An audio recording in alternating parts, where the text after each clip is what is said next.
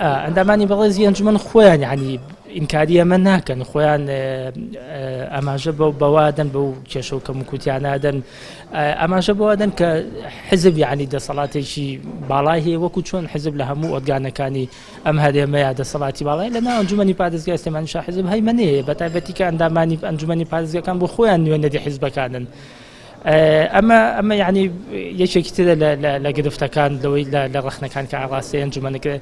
ڕەخنەیەکتر کە ئاڕاستەیان نەکرێ بەڕاستی ئەوەیە ئەندامانی ئەنجومەن کەمتر دێنە ناو خەڵکەوە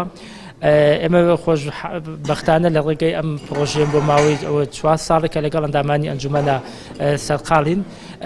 ئەو هەوڵەمان داوەتوانیمان ئەو بەدبەستە بشێنین لە چەندین گفتوگۆی کراوەی ئاوایە ئەندامانی ئەنجومەن ڕاستەوخۆ خۆیان دێن گوێ لە ڕەخنە و ڕاوسەرنجی هاوڵاتیان نەگرن کە ئەمە هەنگایەکی زۆر باشە بۆ ئەنجومەنە.